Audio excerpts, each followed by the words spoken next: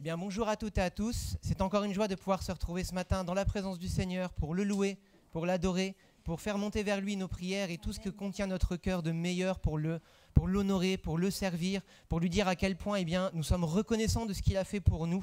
Parce que si nous sommes là aujourd'hui à pouvoir le louer et l'adorer, ce n'est pas de notre propre fait, c'est parce qu'un jour, il a posé son regard sur nous et qu'il nous voyait incapables de monter vers lui à cause de ce poids qui nous empêchait justement de nous tenir dans sa présence. Mais aujourd'hui, grâce à lui, grâce à son sacrifice, nous avons cette capacité de nous tenir dans sa présence. Alors ce que nous allons faire ensemble ce matin, c'est tout simplement faire sortir de notre cœur ce que nous avons de meilleur pour le louer, pour l'adorer, pour l'honorer, parce que lui seul en est digne. Amen. Amen. Alors on va se lever, on va passer un temps de recueillement, on va passer un temps dans sa présence, dans la louange, pour pouvoir être prêt à lui donner vraiment le meilleur. Que ces paroles que nous allons chanter ne soient pas simplement des paroles, mais qu'elles soient vraiment ce qui sort du plus profond de notre cœur, qu'elles soient l'expression de notre reconnaissance, l'expression de notre foi en ce qu'il a fait pour nous, l'expression de notre espérance en lui, parce qu'un jour nos yeux le verront. Nous voulons dès aujourd'hui, dès maintenant, lui démontrer notre foi et notre amour. Amen.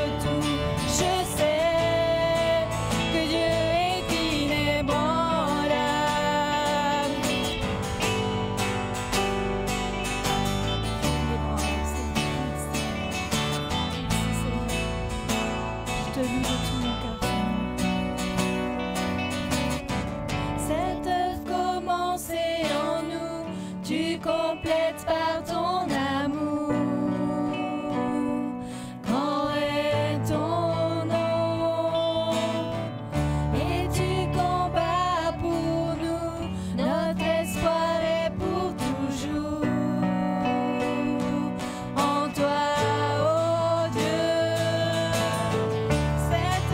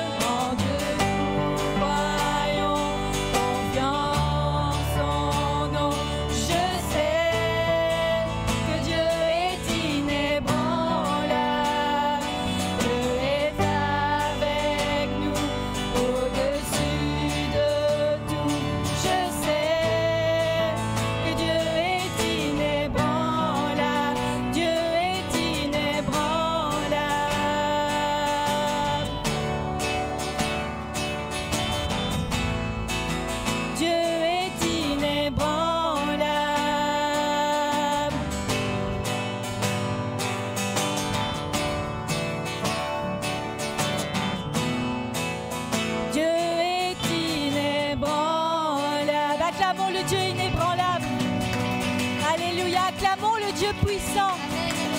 Ah Seigneur, merci. Merci Seigneur pour ta présence au milieu de nous, Seigneur. Merci pour ta présence sur cette ville. Merci pour ta présence sur cette nation. Seigneur, merci Seigneur parce que ton amour, oui, est inébranlable. Ton amour est inestimable. Ton amour n'est pas mesurable, Seigneur. Et avec mes frères et sœurs maintenant, nous te demandons pardon pour ce qui va se passer dans cette ville, Seigneur. Nous savons que ça t'accable, nous savons que ça t'attriste. Mais nous savons aussi que ton cœur de père a de la compassion pour ces hommes et ces femmes, ces enfants, ces personnes âgées.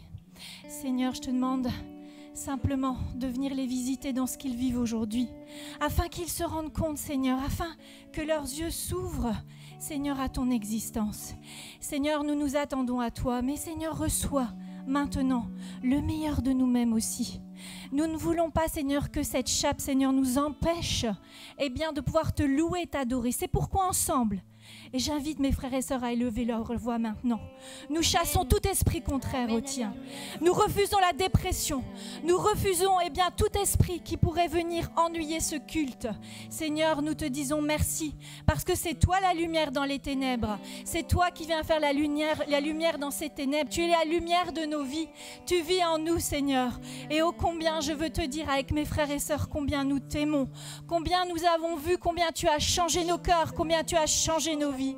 Et nous voulons simplement t'accueillir en ce lieu. Je te demande de visiter ceux et celles qui sont brisés maintenant. Je te demande la restauration. Seigneur, je te demande de libérer les personnes qui en ont besoin. Nous avons besoin, oui, de ta grâce. Nous avons besoin d'être capables de dire « Ta grâce me suffit, Seigneur Jésus ». Merci Jésus parce que tu n'as pas hésité et tu savais que tu allais à la croix pour des personnes aussi qui ne voulaient pas de toi. Alors pour toutes les circonstances qui sont difficiles dans nos vies, je te demande, Saint-Esprit, de venir visiter ceux qui en ont besoin, afin que tu leur rappelles, Seigneur Jésus, que tu as vécu les mêmes persécutions, que tu as vécu les mêmes douleurs. Même si on ne se sent pas compris, Seigneur, toi, tu nous comprends. Et Seigneur, je te demande d'aller visiter ces âmes qui ont besoin de toi et de libérer ceux qui ont besoin d'être libérés. Je te demande la même chose pour ceux qui nous regardent, pour les malades de notre assemblée qui ne sont pas là et qui aimeraient tant être là pour te louer. Je te demande de les visiter là où tu es, Seigneur. Tu es capable de grandes choses, n'importe où, n'importe quand. Alors, Seigneur, viens les visiter dans leur faiblesse. Viens les renouveler maintenant. Oui, Seigneur, nous sommes des vases d'argile entre tes mains. Et fais ce dont tu veux, Seigneur, avec nous. Amen, amen. Amen.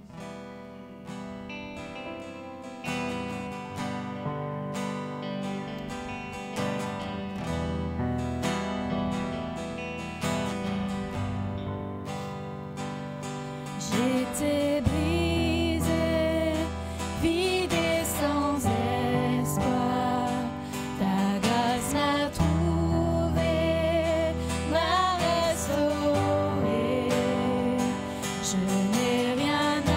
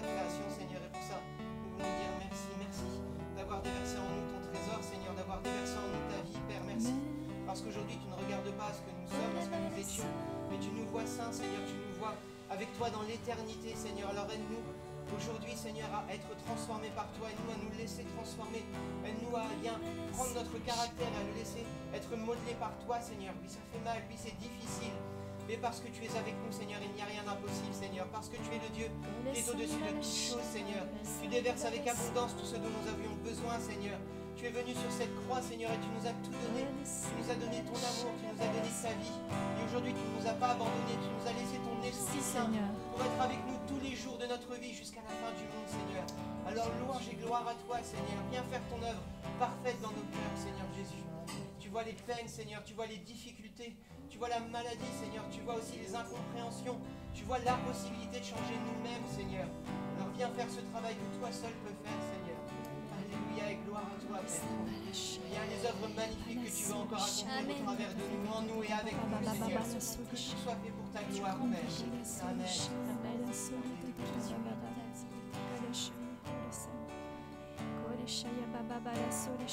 Seigneur, merci de venir faire déverser des eaux, Seigneur, des eaux pures. Seigneur, pardon pour tout ce qui ne te glorifie pas dans nos vies. Seigneur, que ce matin nous puissions te mettre à l'honneur, que nous puissions élever ton nom qui est au-dessus de tout. Ta puissance, Seigneur, surpasse toute puissance. Ton amour surpasse tout amour. Ta justice surpasse toute justice. Seigneur, ta justice est bien plus au-dessus que celle des hommes. Seigneur, que tu puisses maintenant remplir le cœur de chacun, de ta joie, de ta paix, de ta bonté. Seigneur, que tu puisses venir porter les fardeaux. Seigneur, que tu puisses vraiment guérir celui qui a besoin de guérison. Que tu puisses relever la tête de celui qui a la tête baissée. Seigneur, c'est vrai que nous sommes tes enfants et que nous puissions être dignes devant toi d'être appelés tes enfants. Seigneur, viens nous transformer à ton image. Seigneur, viens prendre vraiment possession de tout ce que nous sommes, que nous puissions lever les yeux vers toi, vers qui tu es. Seigneur, change le mal en bien, change l'atmosphère. Seigneur, que tu puisses mettre dehors tout esprit qui est contraire au tien, Seigneur. J'appelle l'esprit de paix, l'esprit de justice, l'esprit qui vient de toi, Seigneur. Que tu transformes maintenant, que tu changes, que tu souffles sur chacun de nos cœurs. Merci pour ta présence. Seigneur, nous n'acceptons que ta présence. Seigneur, merci. Merci pour ton amour. Merci de nous avoir choisis. Merci de nous utiliser. Seigneur, c'est un privilège que tu nous aies choisis pour ton service. Seigneur, merci de venir en chacun d'entre nous montrer quel est l'appel. Tu dis que tu es le chemin, la vérité. Seigneur, tu es cette lumière dont nous avons besoin pour voir clair. Seigneur, que tu donnes la clairvoyance dans chacun, que tu chasses toute confusion dans les esprits, dans les têtes. Seigneur, tu n'es pas un Dieu qui sème la confusion, tu es un Dieu de discipline. Seigneur, tu es un Dieu qui révèle, Seigneur. Alors viens nous révéler ce que tu veux encore pour chacun d'entre nous. Mais surtout, Seigneur, que nous puissions t'offrir le meilleur de nous-mêmes, que nous puissions ne plus regarder à notre nombril, à nous-mêmes, Seigneur, mais que nous puissions regarder à toi, que nous puissions regarder à nos frères et à nos sœurs qui ont besoin, Seigneur, de ton amour, Seigneur, qui ont besoin, Seigneur, de recevoir cette paix. Amen, Seigneur. Amen. J'écouterai ce que dit Dieu, car il est droit pour qu'il écoute.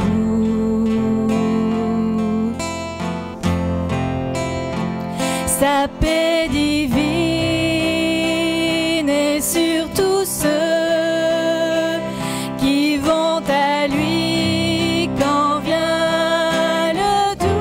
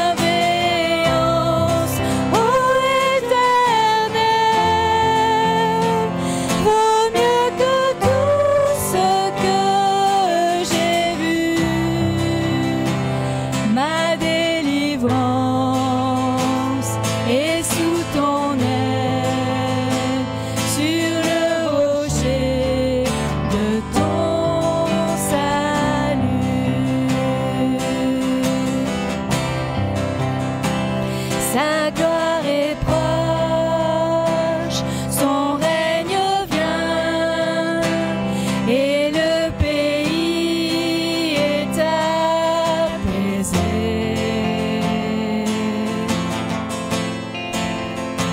Lorsque la crainte est en chacun, lorsque son nom est exalté,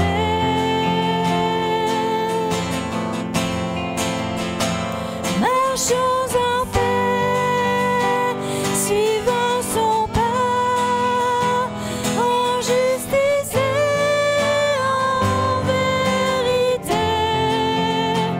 Recevons tout ce qu'il voudra, ce que sa main veut nous donner. Ta bienveillance, ô Éternel,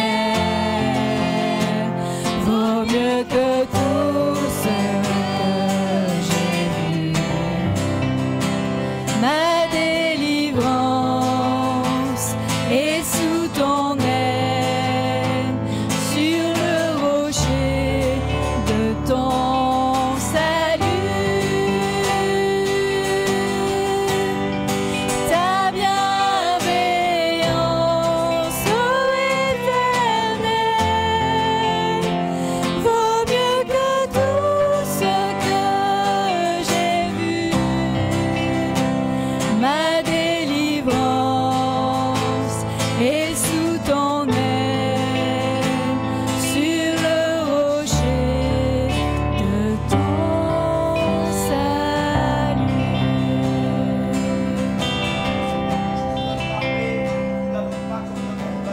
Amen. Merci Seigneur pour cette paix. Merci Seigneur. Alléluia. Viens ranimer ce Comme monde. un fleuve immense. Alléluia. Et la paix de Dieu qui va pas à pas, doucement, elle avance. Recevons cette paix. Recevons cette paix. Ce n'est pas la paix du monde. C'est la paix qui vient de la bouche de notre Seigneur Jésus-Christ. Amen.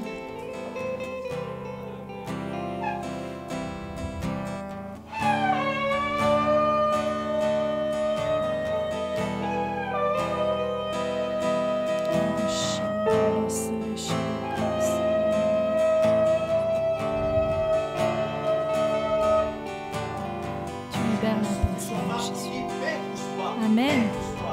Paix pour Amen. soi. Merci Seigneur, tu déverses du ciel ta paix, Seigneur, et ta joie, Seigneur, merci. Merci. Merci Seigneur pour ta présence au milieu de nous. Merci Seigneur pour ton amour. Merci pour ta fidélité, Papa. Pardon pour notre infidélité, Papa. Mais merci Seigneur, merci. Parce que nous voulons être, Seigneur, ce matin à ton écoute. Amen. Nous voulons, Seigneur, recevoir encore ce matin ce que tu veux nous donner. Cette nourriture qui vient de toi, Seigneur. Merci pour ta sainte présence dans ce lieu. Merci pour ta sainte présence, Seigneur, au milieu de nous. Merci pour cette grâce que tu nous fais, ce cadeau, Seigneur, d'être présent ici ce matin. Amen. De pouvoir t'adorer librement, Seigneur, de pouvoir, Seigneur, te donner le meilleur de nous-mêmes. Alors reçois ce matin, Seigneur, notre cœur. Reçois, Seigneur, qui nous sommes. Reçois ce que nous sommes, Seigneur. Nous voulons, Seigneur, nous laisser transformer par toi. Nous voulons, Seigneur, nous laisser changer, façonner par toi, qui est le maître des potiers, Seigneur. L'excellent, Seigneur. Il n'y a pas, Seigneur, un autre Dieu que toi. Il n'y a pas, Seigneur, un meilleur Seigneur que toi. Seigneur, tu nous connaissais avant notre naissance. Tu nous as choisis, appelés par notre nom, Père.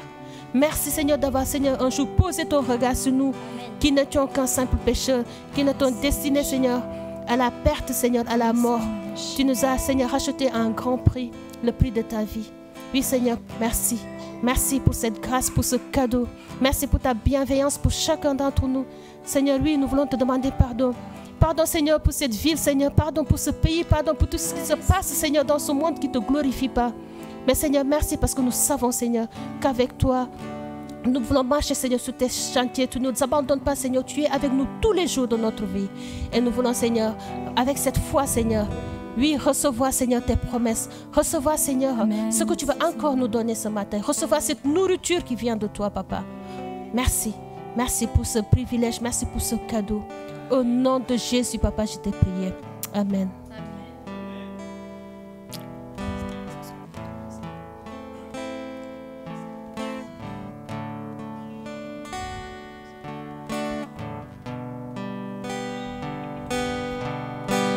Seigneur,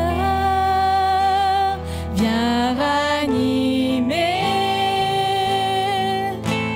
le feu que tu as mis en moi. Toi seul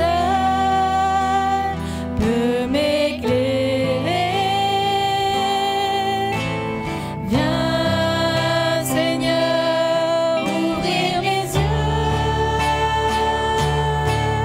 Oh, manifeste ta présence et convainc-moi de ta puissance.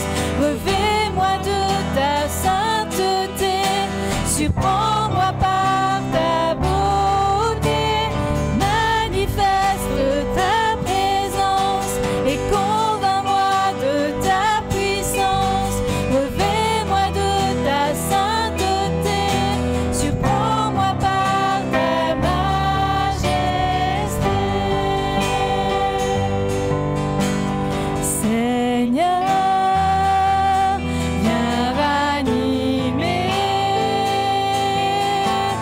le feu que tu as mis en nous. Toi seul peux tout changer. Viens, Seigneur, nous ouvrir les yeux. Oh, manifeste ta présence et convainc-nous de ta puissance. Revêt-nous de ta sainteté. Surprends-nous par ta beauté. Manifeste ta présence et convainc-nous de ta puissance. Revêt-nous de ta sainteté. Surprends-nous par ta majesté.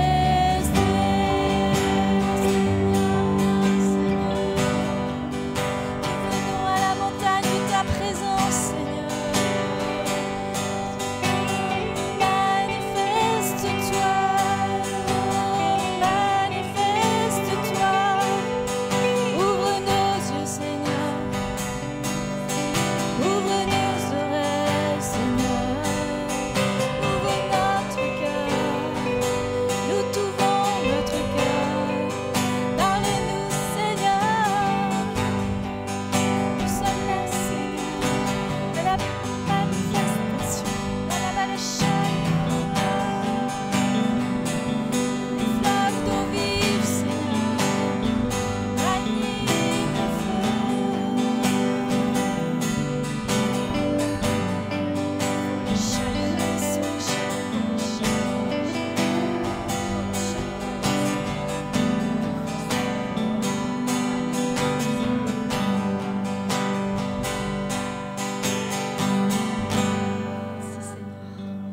Quel bonheur, Seigneur, de te connaître. Quel bonheur, Seigneur, de t'appartenir, d'être ton enfant. Merci parce que ta sainte présence est parmi nous. Et Seigneur, tu visites, Seigneur, tu relèves, tu renforces, tu édifies. Tu édifies par ta parole, tu édifies par ta présence. Oui, Seigneur, nous voulons proclamer en ce lieu que ta bonté vaut mieux que toute vie que nous aurions espérée. Que, eh bien, il vaut mieux te connaître, Seigneur, de ne pas te connaître. Et même si nous n'avions pas, eh bien, le son pour pouvoir te louer, nous pourrions te louer avec notre corps. Rien ne pourrait nous arrêter, Seigneur, en fait. Rien ne pourrait arrêter tes enfants. Parce que ce que nous voulons, Père, c'est élever ta bannière comme un étendard sur ce pays. Amen. Je te loue et je te rends grâce. Oui, nous voulons élever les mains vers toi. Oui, nous voulons élever nos mains et nos voix vers toi, Amen. Seigneur, et te dire merci pour ta bonté, merci pour ta bienveillance. Seigneur, tu as à cœur et tu as plaisir à voir tes enfants élever les mains vers toi. Alors je te loue et je te rends grâce, Père, pour le ciel qui est ouvert et tes anges qui sont là. Merci, Seigneur, merci. Car ta bonté vaut mieux que la vie.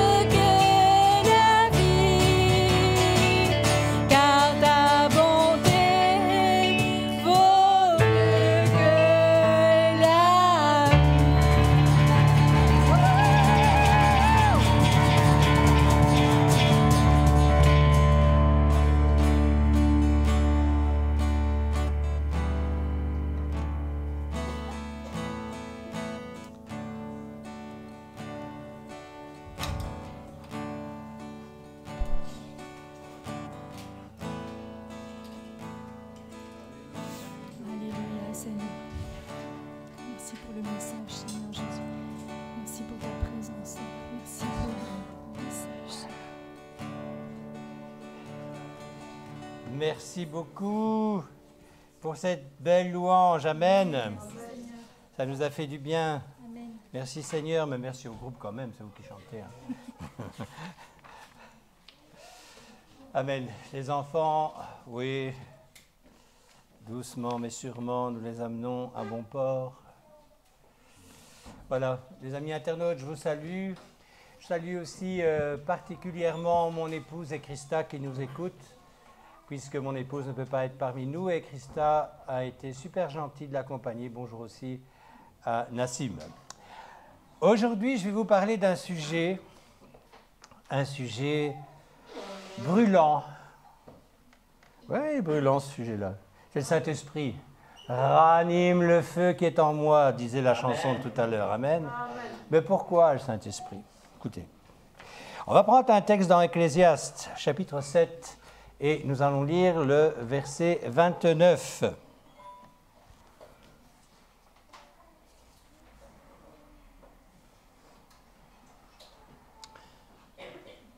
Seulement, voici ce que j'ai trouvé.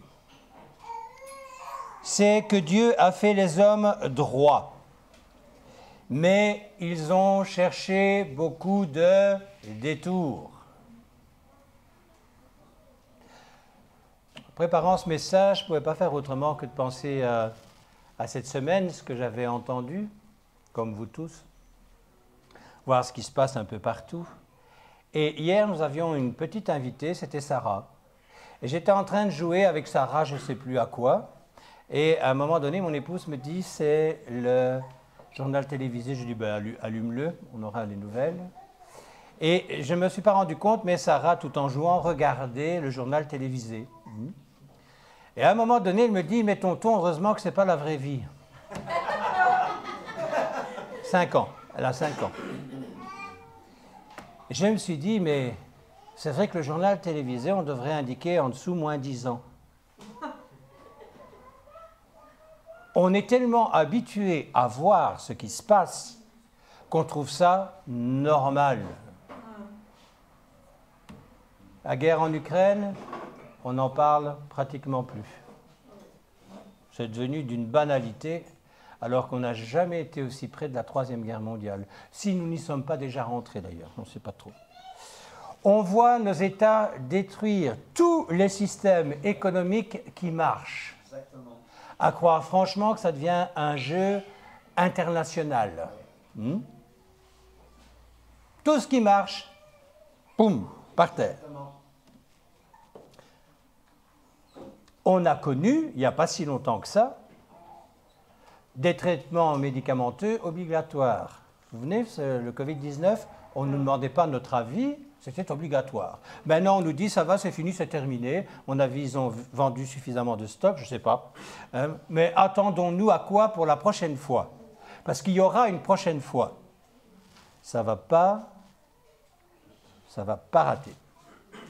J'ai intitulé ce partage « Le Saint-Esprit pour avoir un esprit saint ».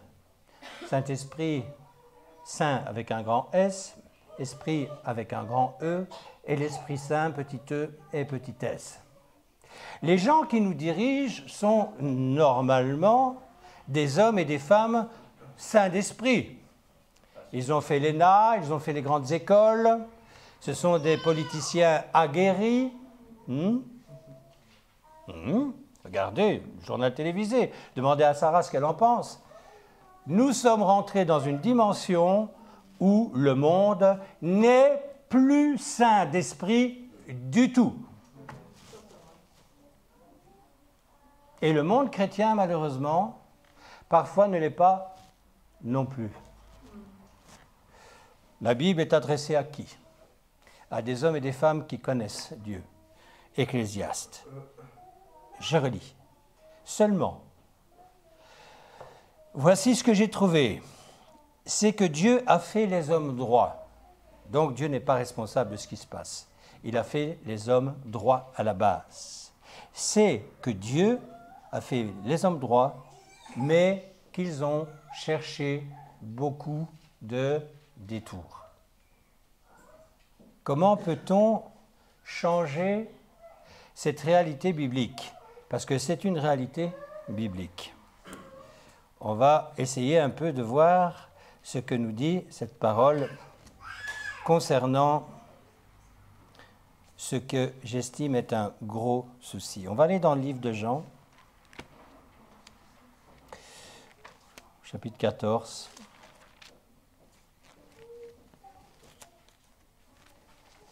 Et au verset 26.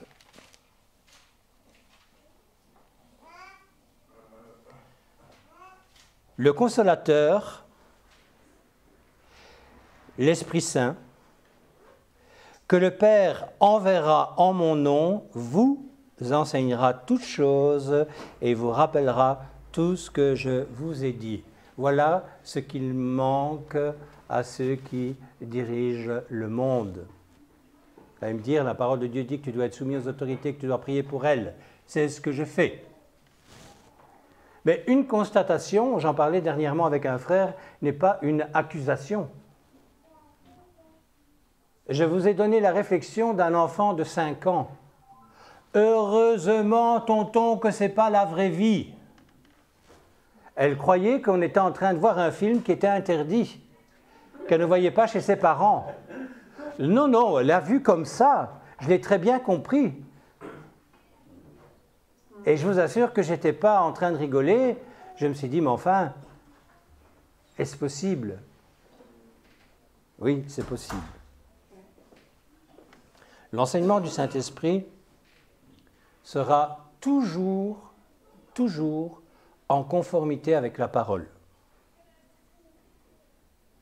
Là aussi, il y a de grandes discussions dans nos assemblées où on entend tellement parler en langue, on en parlera tout à l'heure, puisqu'on me cite souvent Paul concernant l'enseignement des femmes, je parlerai de ce qu'a dit Paul concernant les langues, le parler en langue.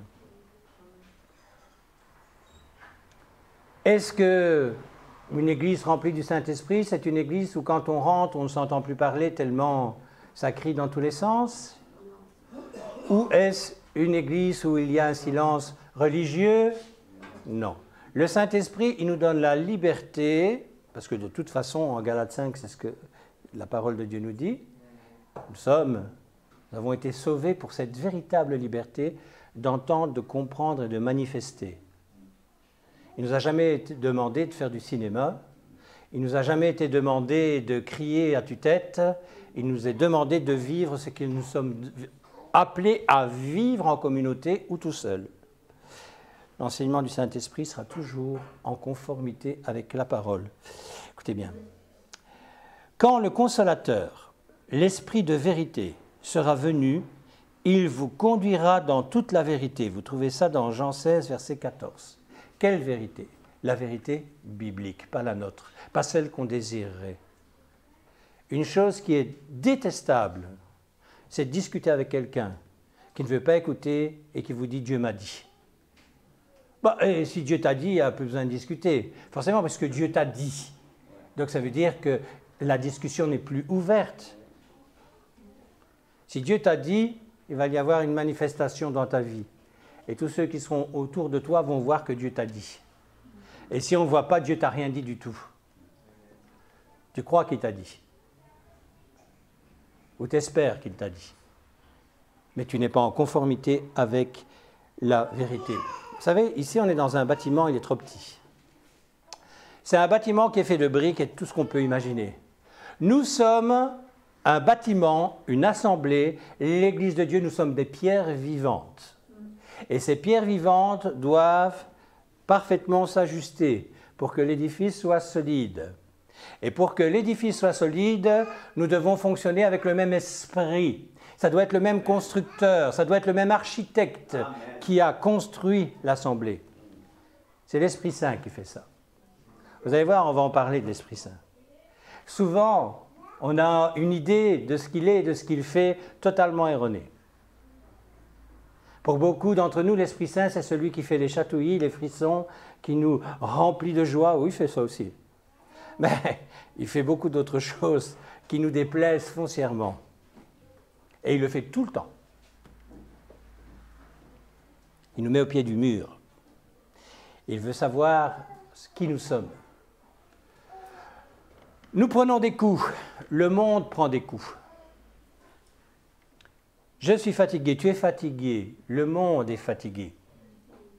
Oui? Mais Paul disait que dans toutes les tribulations qu'il avait vécues, c'était rien comparé à ce qui nous attendait. Si nous combattons le bon combat et si nous allons jusqu'au bout. Et pour aller jusqu'au bout, il faut que le Saint-Esprit soit en nous pour avoir un Esprit Saint. Amen. On va continuer la lecture. On va aller un peu plus loin dans ce que je veux vous expliquer aujourd'hui. 1 Corinthiens 12, verset 11.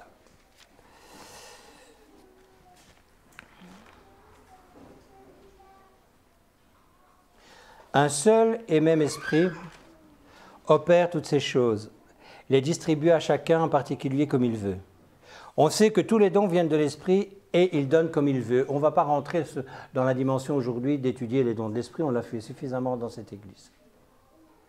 Ce que je veux absolument que vous compreniez, c'est qu'il n'y a pas différentes sortes d'esprits, c'est qu'il y a un seul esprit.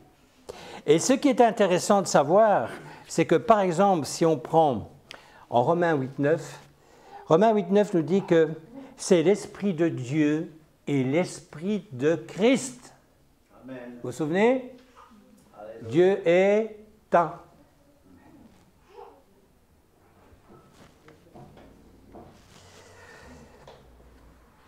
Si nous n'avons pas reçu le Saint-Esprit, comment pouvons-nous imaginer un seul instant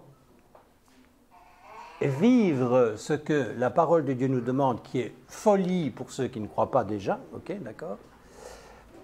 Parfum même de mort pour certains, heureusement parfum d'une agréable odeur pour d'autres, mais comment voulez-vous vous diriger dans cette vie si vous n'avez pas reçu le Saint-Esprit? J'ai entendu encore aujourd'hui, pas aujourd'hui, mais dans la semaine, quelqu'un de ma famille qui regardait ce journal télévisé et qui disait « Mais dans quoi est-ce qu'on va mettre nos enfants? Qu'est-ce qu'on a à donner à nos enfants ?» Si tu n'as pas le Saint-Esprit, effectivement, ça va être très compliqué. Et je crois même que ça va être compliqué même avec le Saint-Esprit. Mais si tu ne l'as pas, alors là, écoutez bien.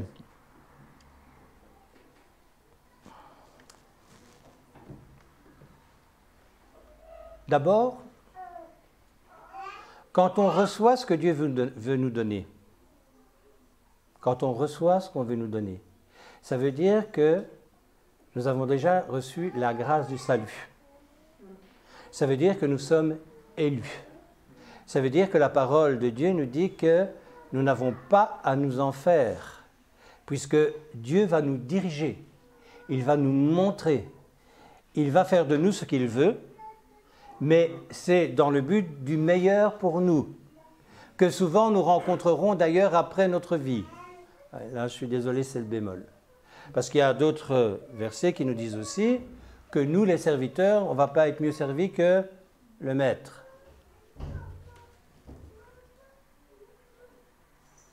On m'a dit, gentiment, il y a toujours des gens gentils comme ça, hein, ta femme, ce qu'elle vit pour le moment quand même...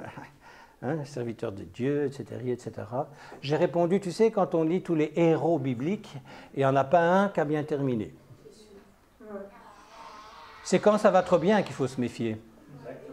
C'est parce que tu gênes personne. Quand tu rentres dans le combat, tu prends des coups, mon frère, ma soeur. Ou alors tu n'es pas dans le combat. J'ai déjà dit, pendant mon service, nous, on était dans l'active, mais j'ai connu, dans la même caserne, des hommes avec un ventre énorme, qui étaient dans la logistique, qui s'occupaient des cuisines. Ça fait partie de la même armée, mais on n'avait pas la même fonction. Mais on fait partie d'une armée. Et là aussi, écoutez bien ce que je vais vous dire. La semaine prochaine, il y en a certains d'entre nous qui vont se faire baptiser. Je ne baptise pas des électrons libres. Je ne crois pas aux électrons libres. Les électrons libres, c'est une catastrophe parce qu'un électron libre, il n'est pas attaché, écoutez-moi bien ce que je vais vous dire, il n'est pas attaché au corps. En admettant que cette partie de mon corps, vous savez, juste le bout de mon doigt, soit capable de vivre sans mon doigt. Donc il vit aussi, ok? L'électron libre, il vit. Il soit là. À quoi me servirait-il pour tourner mes pages? À rien du tout. Et ça, on doit apprendre. L'Esprit Saint nous amène à comprendre Acte 2, 42, les 4 colonnes de l'Église, la communion fraternelle, la prière, seul, mais en groupe, l'enseignement des apôtres et la Sainte Seine. Ces 4 colonnes qu'on ne peut absolument pas laisser de côté. Et pour comprendre ces 4 colonnes, il faut recevoir le Saint-Esprit. Il y a des gens qui sont saints d'esprit quand même autour de nous qui n'ont pas reçu Christ. J'en connais. Mais saint d'esprit selon le Saint-Esprit, c'est quand il est venu visiter ta personne et quand il y habite. La parole de Dieu nous dit que nous sommes le temple du Saint-Esprit. Amen. Je n'invente rien du tout. On continue. On va aller dans le livre d'Ézéchiel. Ah, Ézéchiel. Ézéchiel. Qui aime Ézéchiel ici? C'est un livre exceptionnel, je trouve. On ne lit pas assez. Ézéchiel 36, versets 26-27. Je vous donnerai un cœur nouveau. Je mettrai en vous un esprit nouveau. Et je mettrai en vous un esprit nouveau, et j'ôterai de votre corps le cœur de pierre, et je vous donnerai un cœur de chair.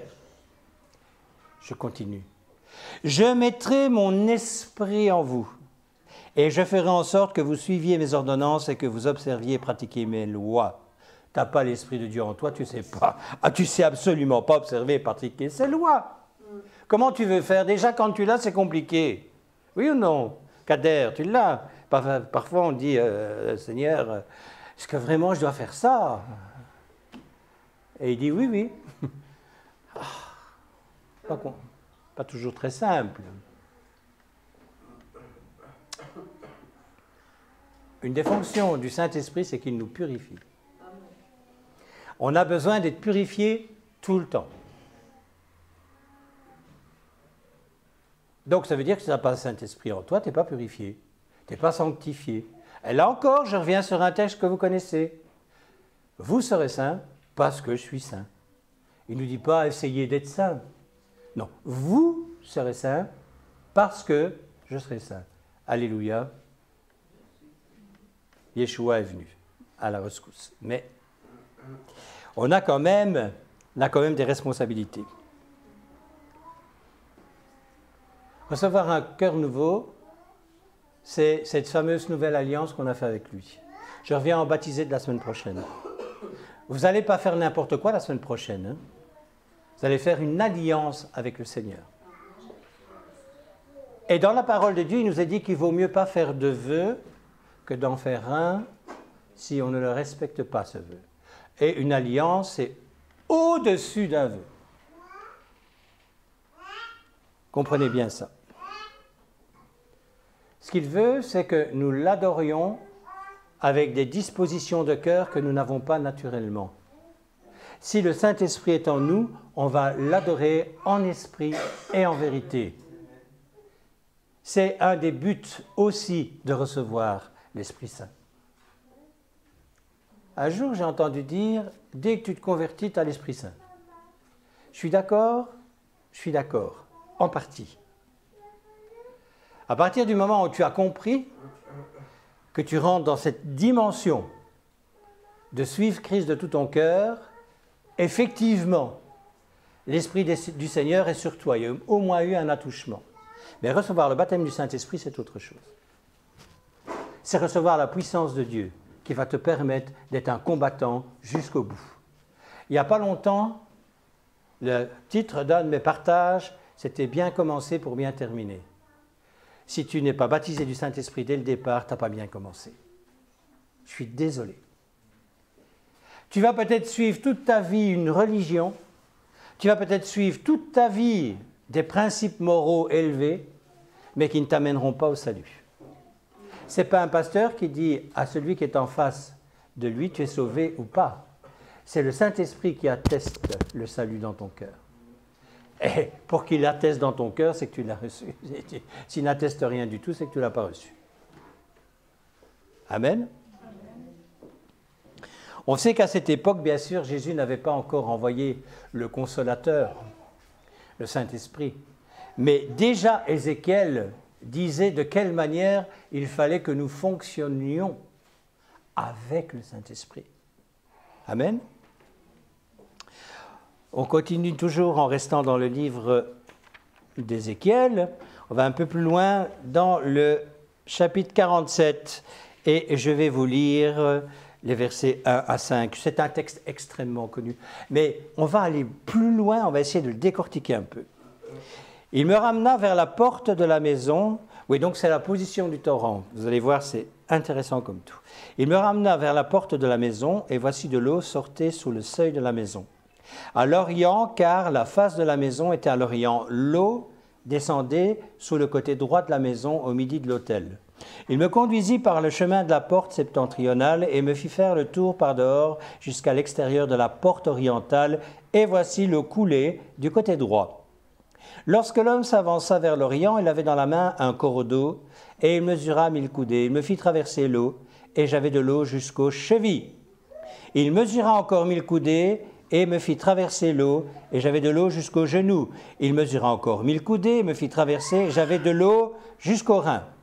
Il mesura encore 1000 coudées, c'était un torrent que je ne pouvais traverser, car l'eau était si profonde qu'il fallait y nager, c'était un torrent qu'on ne pouvait traverser. La source qui sortait du seuil de la maison, elle était composée d'eau, ok, comme le torrent. Quelle est la différence? C'est qu'à un moment donné, le torrent t'empêche de diriger ta vie. En fait, tant que tu as de l'eau jusqu'à la taille, même quand il y a du courant, un homme, s'il est normalement constitué, va pouvoir contrer ce courant. Ok? Il va pouvoir se diriger. On a une prédicatrice avec nous. Je ne sais pas si elle parle en langue ou pas, mais elle parle.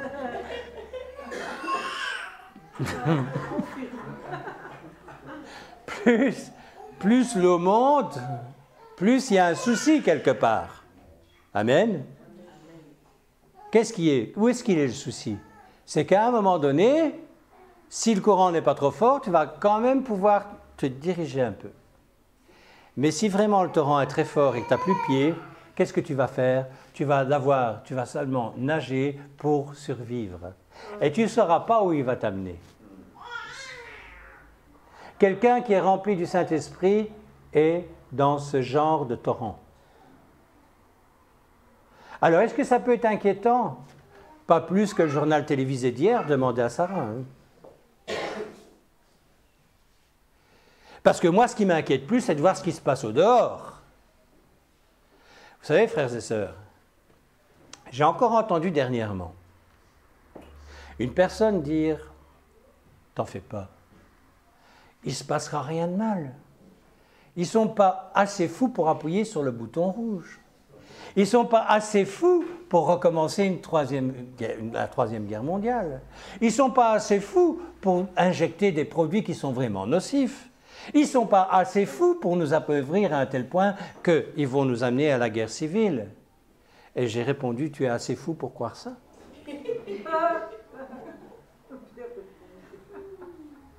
J'ai dit, mais c'est là qui t'amène. Ouvre les yeux. Vous savez, je sais qu'on peut nous couper. Je sais qu'on peut dire, Moussé, c'est fini, on ne veut plus l'entendre. Qu'est-ce que ça peut faire? Parce que de toute façon, ceux qui veulent écouter m'écouteront d'une autre manière ou écouteront d'autres personnes. Amen. La langue de bois, il faut qu'elle s'arrête. Sinon, les violences qu'on connaît en France, ça va devenir des violences bien plus grandes que ça. Nous, les chrétiens, on n'a pas à prendre une bannière de combat comme eux la prennent. mais on doit vraiment se mettre à genoux et prier, et demander le retour du Seigneur. Parce que c'est trop compliqué. On va arriver à des moments où on ne pourra faire que surnager. Et surnager, si on a le Saint-Esprit, ce n'est pas trop grave. Mais pour celui qui ne l'aura pas, que vous fassiez partie d'une assemblée ou pas, ça ne changera rien. Je ne veux pas vous faire peur. Écoutez bien. Je reprends le chapitre 47 au verset 6. Il me dit, « As-tu vu, fils de l'homme ?» Et il me ramena au bord du torrent. À un moment donné, cette eau, c'est la vie. Et quand il aura décidé, c'est ça la dépendance de Dieu, il va nous ramener à la rive. Et ce qu'on ne comprend pas maintenant, on le comprendra. Mais quand on vit des choses qui sont difficiles, quand on vit des choses qui sont compliquées, il ne faut pas hésiter d'y aller.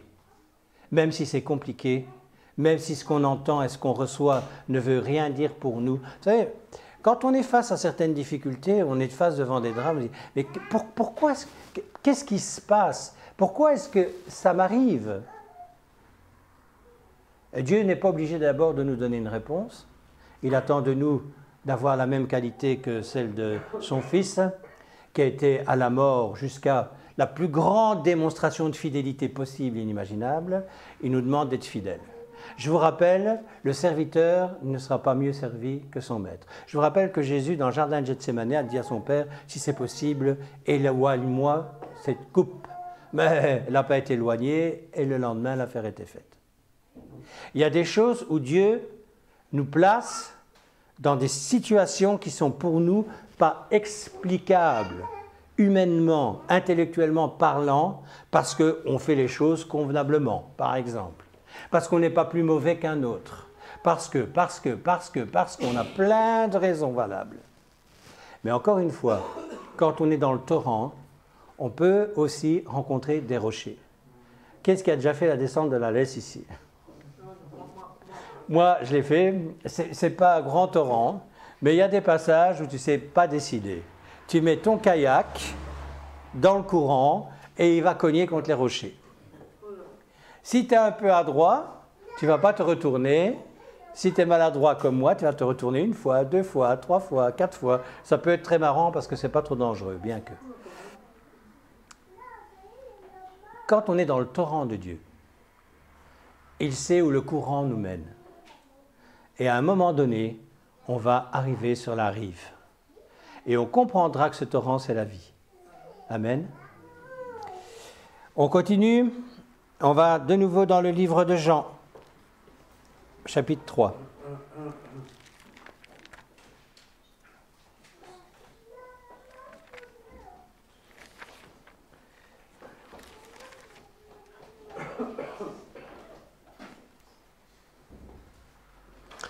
Voilà, Jean 3, versets 5 à 6.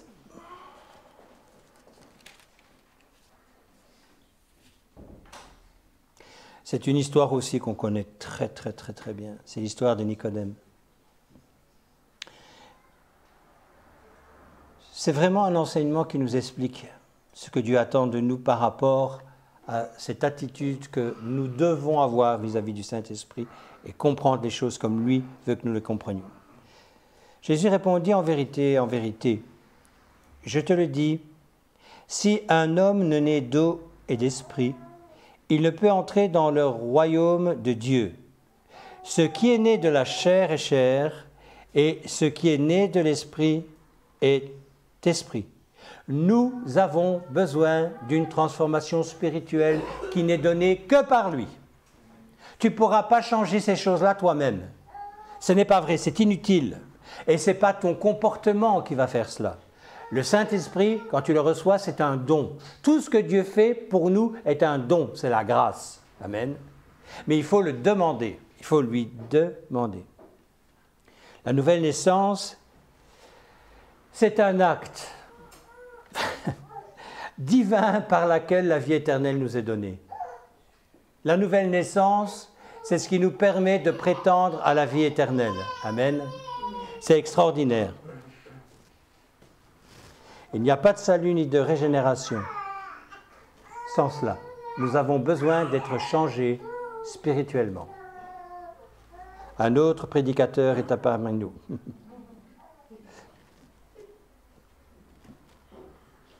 Tu demandes parfois le Saint-Esprit, mon frère, ma sœur. Tu ne connais pas ta parole. Tu ne sais pas de quoi il s'agit. Tu ne sais pas pourquoi tu ne le reçois pas. C'est parce que parfois tu ne connais pas la portée de ce que tu demandes. Là aussi, on a pu voir dans toutes les assemblées des hommes et des femmes recevoir le Saint-Esprit pratiquement instantanément. D'autres pas. Pourquoi ? Il ne va pas nous donner quelque chose qu'on ne sera pas capable de gérer. Il faut avoir une préparation, minimum quand même, et un vouloir avec une détermination qui montre au Seigneur que tu as compris ce qu'il attendait. L'histoire du torrent, l'histoire de Nicodème. Vous savez, je ne vais pas continuer, je ne vais pas lire, mais je vais résumer. À un moment donné, Jésus est en face de Nicodème et il comprend que Nicodème ne comprend pas. Et il lui dit, mais comment c'est possible, toi qui enseignes ces choses, que tu ne les comprennes pas? Et alors, l'image, c'est comme le vent. Bon, tu ne vois pas le vent, mais tu en vois les effets. À quel point, parfois, on peut être à un niveau d'incompréhension de ce qu'il attend de nous, tout simplement parce que nous restons sur notre Esprit Saint, parce qu'on a fait des études, parce que nos parents nous ont dit que c'était comme ça, parce que nos expériences ont fait que, parce que ceci, parce que cela. Croire et avoir la foi nous amène à recevoir le Saint-Esprit, à être baptisé du Saint-Esprit, à avoir cette conviction profonde que tu n'es plus tout seul, qu'il est là, qu'il est avec toi. Et là, tu vas passer à travers du feu. Amen. Romains 8, versets 13 à 17. Si vous vivez selon la chair, vous mourrez. Mais si par l'Esprit vous faites mourir les actions du corps, vous vivrez. Voilà à quoi il sert aussi. Car tous ceux qui sont conduits par l'Esprit de Dieu sont fils de Dieu. Et vous n'avez point reçu un esprit de servitude pour être encore dans la crainte, mais vous avez reçu un esprit d'adoption par lequel nous crions « Abba, Père ». L'Esprit lui-même rend témoignage à notre esprit que nous sommes enfants de Dieu. Or, si nous sommes enfants, nous sommes aussi héritiers, héritiers de Dieu et co-héritiers de Christ, si toutefois nous souffrons avec lui afin d'être glorifiés avec lui. Amen. L'Esprit donne une conviction profonde à celui qui appartient à Dieu. Je viens d'en parler.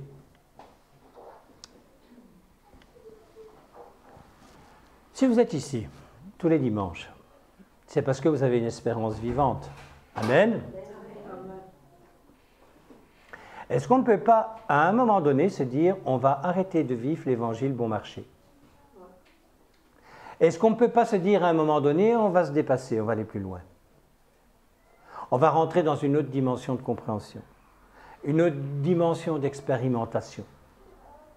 On est un groupe qui nous aimons, on s'aime tous, c'est connu, c'est reconnu, c'est notre ADN, alléluia, amen. C'est la bonne base. Mais maintenant, il faut aller plus loin. On doit réussir à devenir une garnison solide. Pourquoi ? Parce que les temps qui viennent ne nous permettront pas de nous disputailler, de nous chamailler, de discuter encore comme on voit sur Internet. Écoutez, on va arrêter avec les généalogies et les trucs et les bidules et les machins. Mais le Seigneur n'attend plus ça de nous. À la limite, ce genre de discussion qu'on voit sur Internet, ce serait bien en temps de paix. Parce qu'on n'aurait que ça à faire. Mais on n'est plus dans ces temps-là.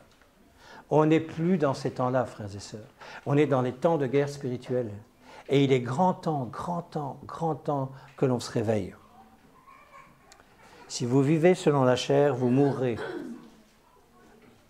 Mais si par l'Esprit vous faites mourir les actions du corps, vous vivrez. C'est clairement expliqué. Car tous ceux qui sont conduits par l'Esprit de Dieu sont fils de Dieu. c'est ceux qui sont conduits par l'Esprit de Dieu, qui sont fils et filles de Dieu. Ceux qui ne le sont pas, ils ne sont pas fils de Dieu, ils ne sont pas filles de Dieu. Il faut comprendre ce qu'on lit. Tu n'as pas l'Esprit de Dieu en toi et peur de mourir. Je te le dis, oui, mais j'ai rien fait de mal, et je fais ceci, je fais cela. Écoutez, tous ceux qui sont conduits par l'Esprit de Dieu sont fils de Dieu. Et vous n'avez point reçu un esprit de servitude pour être encore dans la crainte, mais vous avez reçu un esprit d'adoption par lequel nous crions Abba Père. Tu peux faire ça? Tu peux crier Abba Père? Tu peux crier et être sûr et certain qu'il t'écoute? Ben alors, gloire au Seigneur pour ta vie. Amen? Allez, encore un peu de temps et je vous libère. On revient dans Jean 14.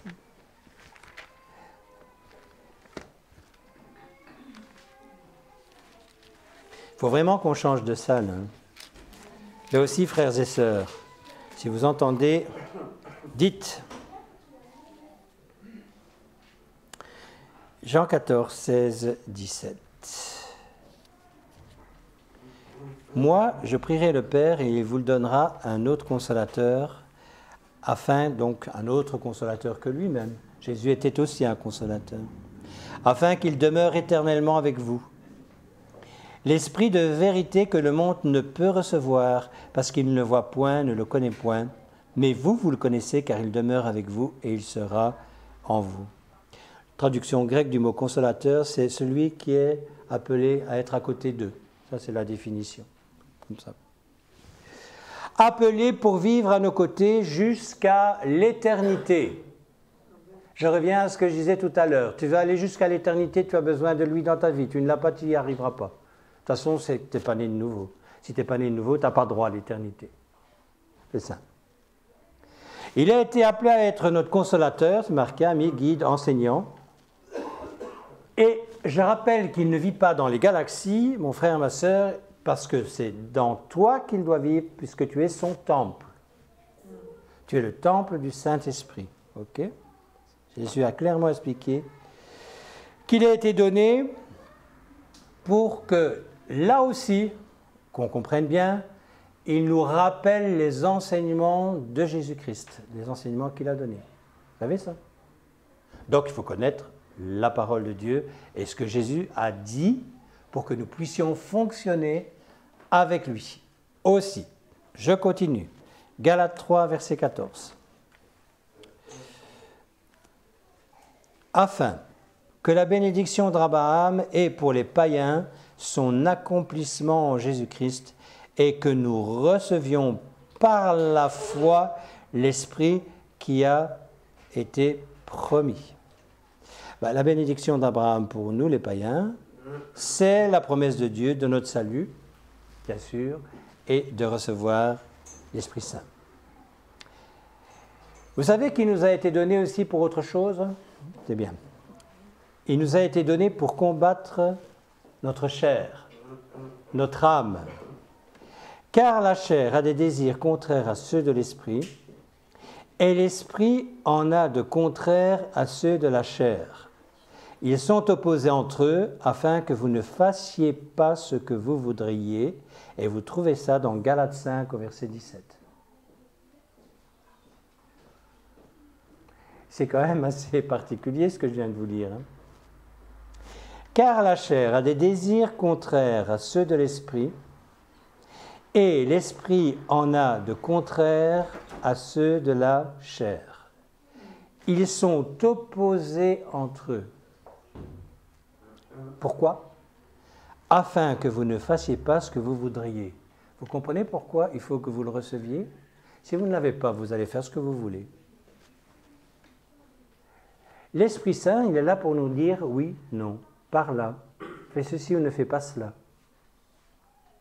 Combien d'entre nous commençons notre journée sans lui demander son avis sur ce que nous allons faire?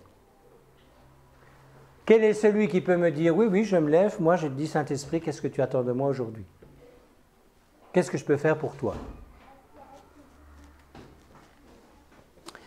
Cette guerre est celle de tous les chrétiens. Et dans 1 Pierre 4, 12, Pierre nous dit que c'est normal et qu'elle existe pour quoi faire? Pour nous éprouver.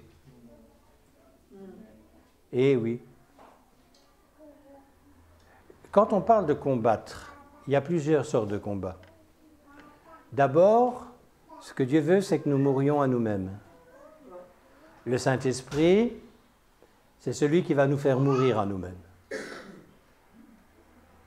Il n'y a jamais personne qui nous a demandé de nous flageller, de faire quoi que ce soit pour nous détruire physiquement ou moralement ou spirituellement. Mais il a été donné pour que la chair, l'âme, ce qu'elle a envie, se trouve en face d'une personne, parce que le Saint-Esprit est une personne, qui dit « non, tu ne fais pas ça ». Combien de fois on ne se sent pas repris parce que le Saint-Esprit nous dit non, alors qu'avant notre conversion, c'était des choses qu'on faisait tout à fait normalement. Vous savez, quand j'étais païen, quand j'allumais une cigarette, il n'y avait personne qui me reprenait parce que j'allumais ma cigarette. Je ne savais même pas que c'était mal, quelque part.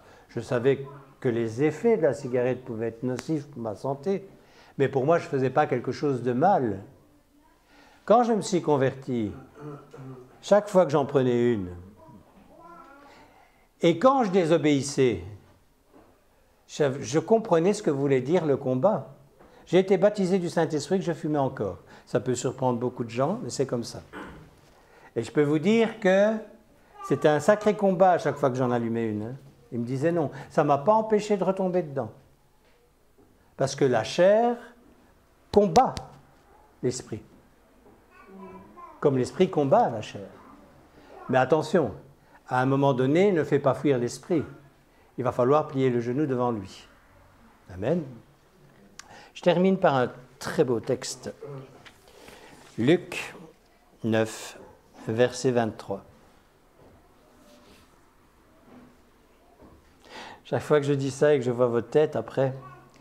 Puis il dit à tous, « Si quelqu'un veut venir après moi, qu'il renonce à lui-même, qu'il se charge chaque jour de sa croix et qu'il me suive. »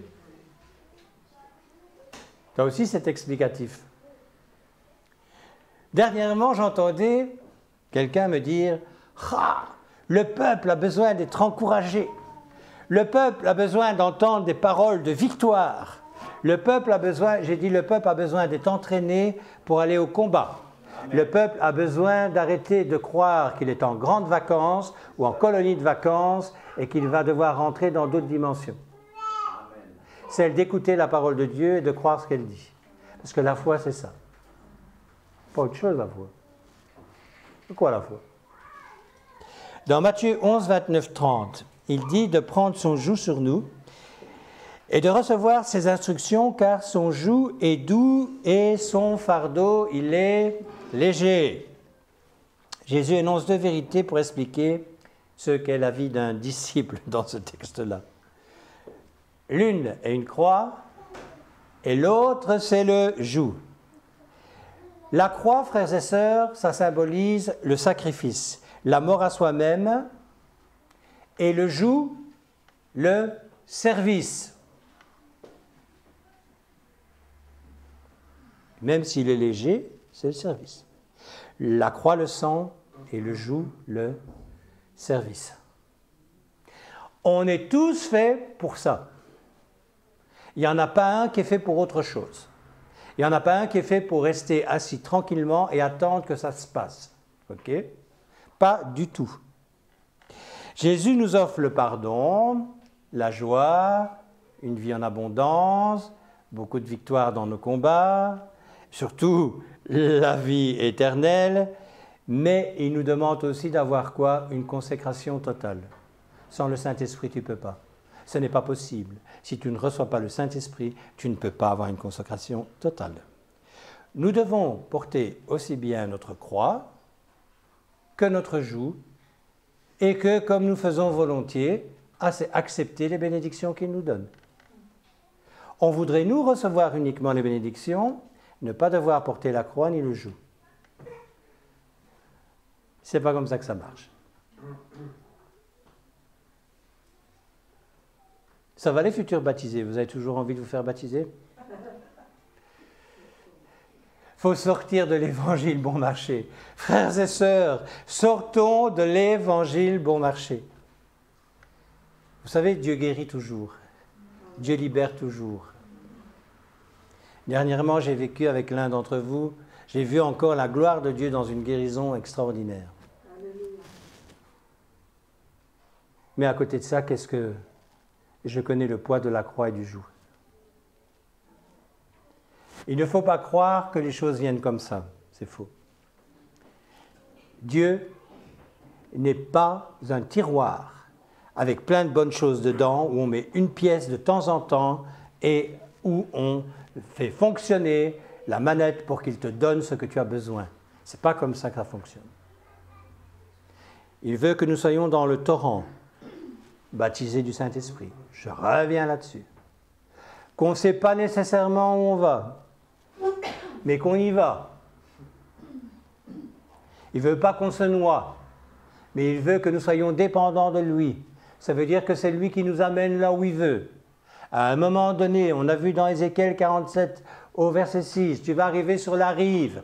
Ouf! Et là, tu vas comprendre que le torrent, c'est la vie. Parce que la rive où tu atterris, c'est une bonne rive. Recevoir le Saint-Esprit pour être saint d'esprit. Si on n'a pas le Saint-Esprit, on n'est pas saint d'esprit. On s'écoute. Et on est sûr qu'on a raison. J'ai dernièrement discuté avec un frère. Et je dis un frère parce que c'est un frère. Pas de cette église, sinon je ne me permettrais pas. Et là où il habite, il n'y a pas de problème. Il me disait qu'il faisait du noir dans son commerce. Il faisait comme Gédéon avait fait pour se protéger des Médianites. Et je lui disais, mais non, tu ne fais pas du noir pour ça. Tu fais du noir pour ne pas payer tes impositions et pour vivre mieux. Et il me dit, ben oui, qu'est-ce que je viens de dire?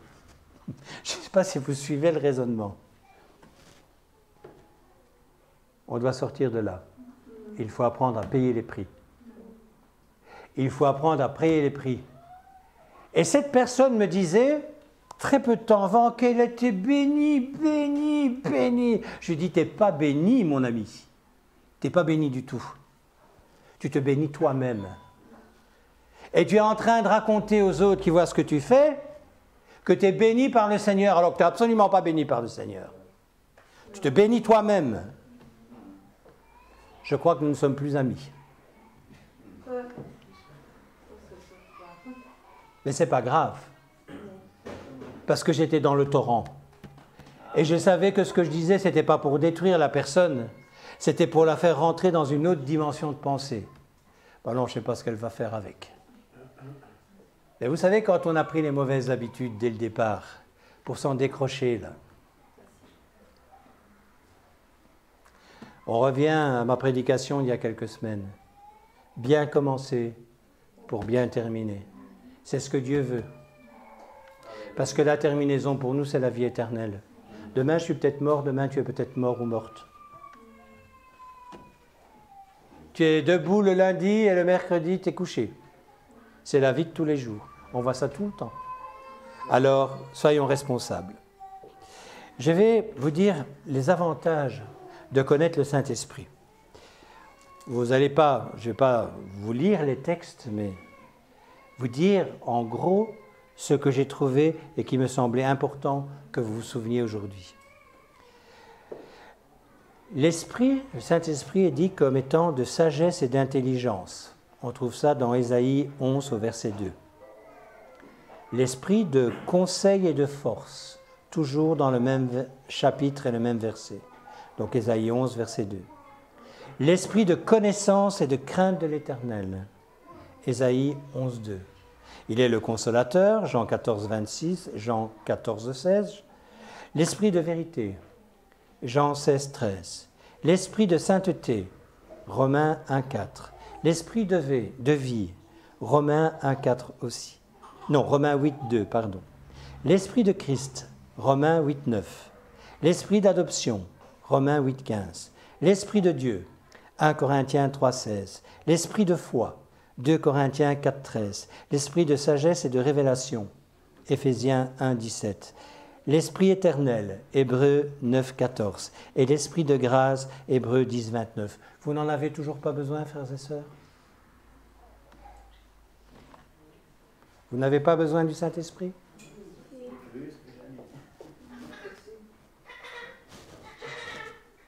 Amen.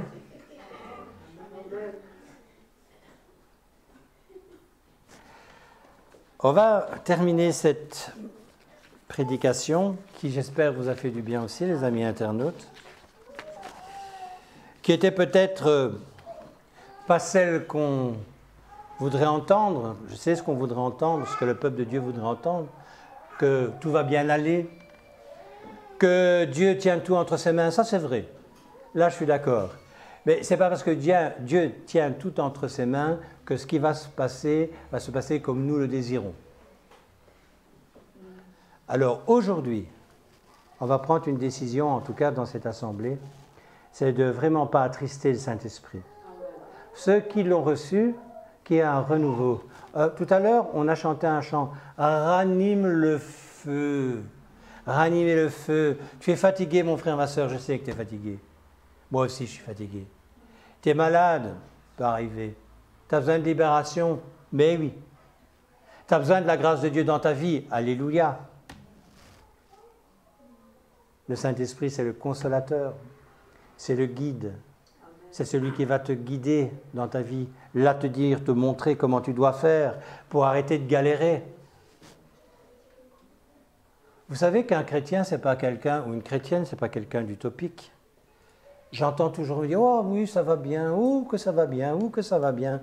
Mais si ta vie ne change pas, ça ne va pas bien. Où est-ce que ça va bien si ta vie ne change pas? Il faut chercher les moyens pour que ta vie, elle change. En bien. Amen.